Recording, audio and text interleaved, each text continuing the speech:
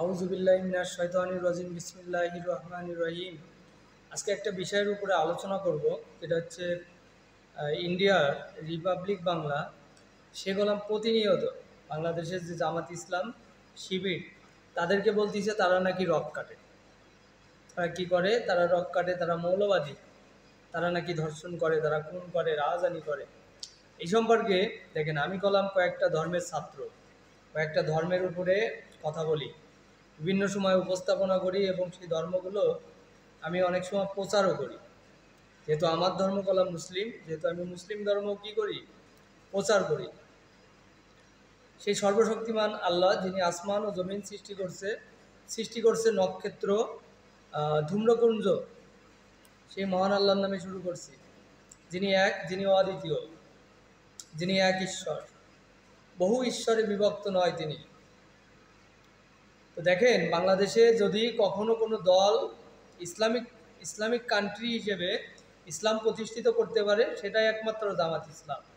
এছাড়া অন্য কোনো দল কখনো কোনোভাবে ইসলামটাকে প্রতিষ্ঠিত করতে পারবে না, কারণ তারাই প্রথম বাংলাদেশে কোরআনটা বুঝে পড়ার কথা বলে।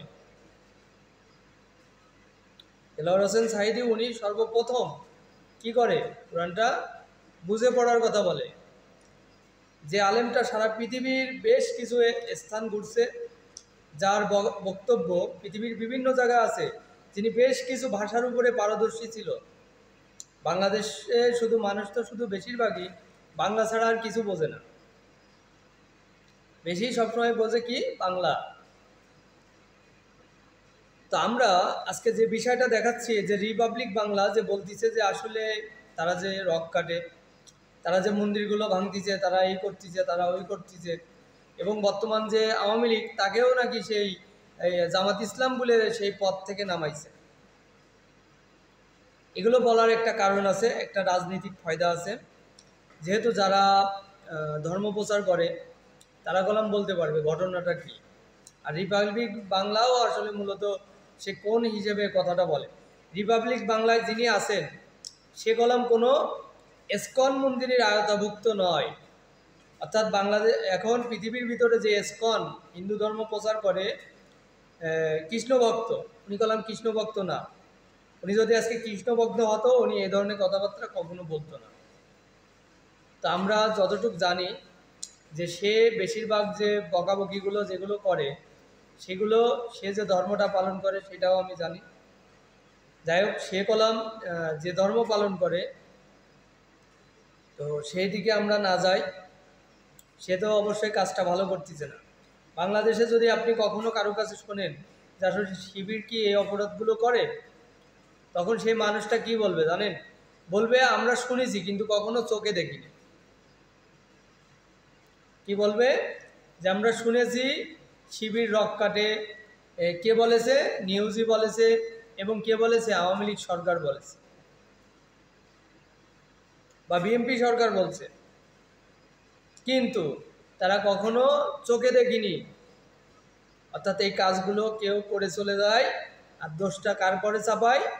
শিবিরের প্রতি চাপায়, জামাতের প্রতি চাপায়।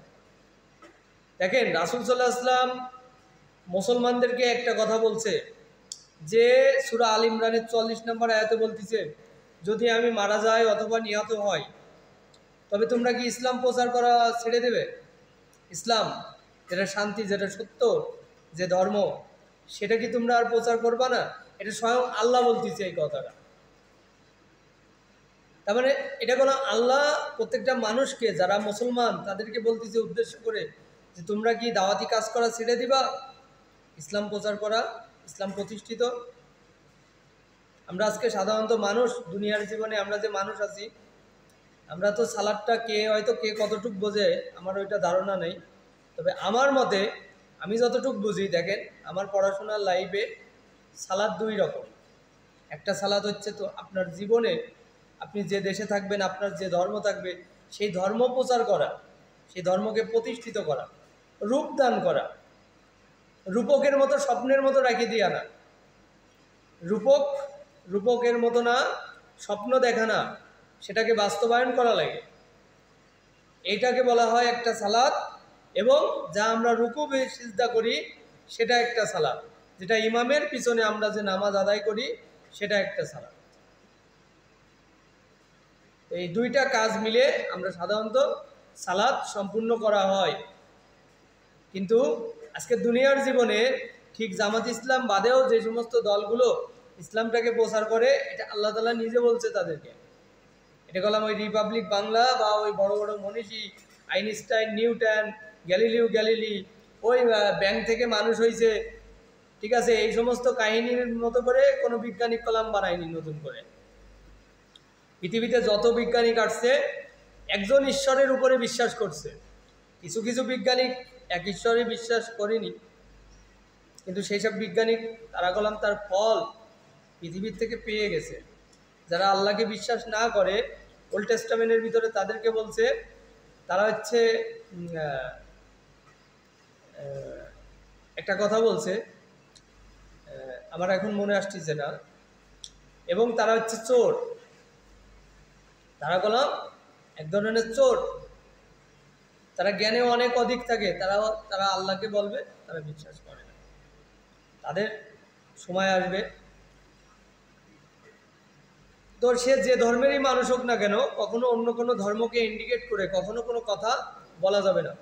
অতএব আমরা আজকে জানলাম যে রিপাবলিক বাংলা সারা পৃথিবীর বুকে যে ভাষণটি সে নিজে থেকে দিচ্ছে, তার প্রতিফল সে নিজেই বুঝতে পারবে একটা সময়।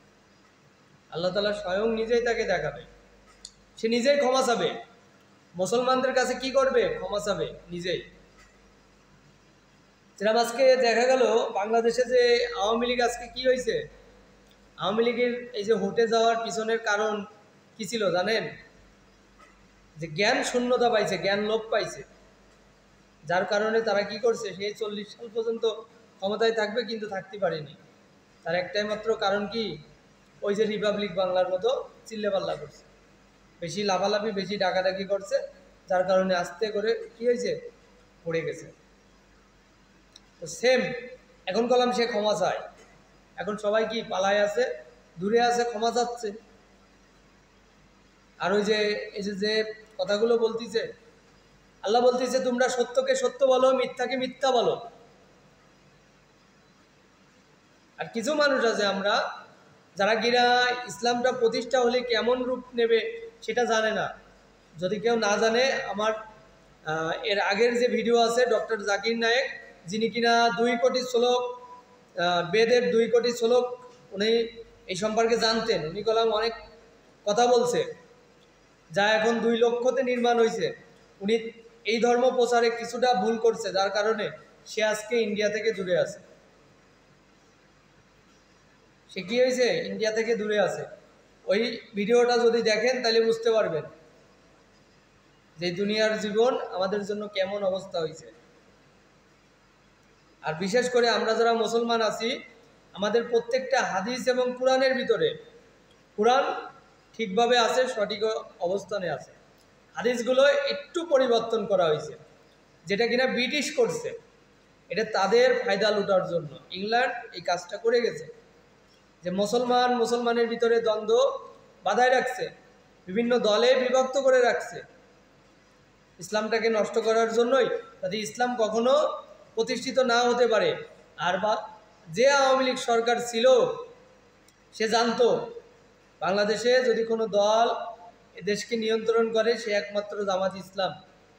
এই জন্যে সে বিএনপির থেকেও বেশি ভয়ানক হিসেবে দেখছিল জামাত ইসলামকে। এই জন্যে জামাত ইসলামের উপরে সব থেকে বেশি দমন পীড়ন করছে। এই জন্য আমরা কখনো কোনো সময় চিলে কান নিয়ে গেল গুজবে কখনো কান নেওয়া যাবে না। কিছু হলেই আমরা গুগলে, ইউটিউবে, ফেসবুকে সার্চ দেব, কিন্তু আমরা কখনো কোনো সময় বই পুস্তক পড়ে ওইভাবে দেখবো না যে আসলে কি বলা আছে, ধর্মগ্রন্থগুলোর ভিতরে কি বলা আছে এটা দেখবো না। আমরা এই গুজবের উপরে কান দিয়ে সবসময় কাজগুলো করে যাব। এই জন্য এই ইউটিউব, ফেসবুক, গুগল এইগুলোর উপরে কান দেওয়া যাবে না। আপনাকে এগুলো দেখবেন, ঠিক আছে, এগুলোর ভিতরে ভালো দিক আছে, খারাপ দিক আছে, তো আপনাকে জাস্টিফাইও করা লাগবে, দুনিয়ার জীবনে জাস্টিফাই করা লাগবে যে যাদের সম্পর্কে কথা হচ্ছে সে আপনার কোনো না কোনো ভাই, আপনার বোন, আপনার পিতা, তো আপনারই সন্তান, আপনারই ঘরের কেউ না কেউ, তারা সবাই মুসলমান। তাহলে আপনি একজন মুসলমান হয়ে কি করে আরেকটা মুসলমানের উপরে দোষ ত্রুটি চাপাই দেবেন? আল্লাহ তো বলতেছে মিথ্যাকে মিথ্যা বলো, যা সত্য তাকে সত্য বলো। কি করে আপনি ইসলাম প্রতিষ্ঠিত করবেন? এবং আমি নিজে থেকে মানুষের কাছে শুনছি যে আসলে জামাত ইসলাম কি এই কাজগুলো করে?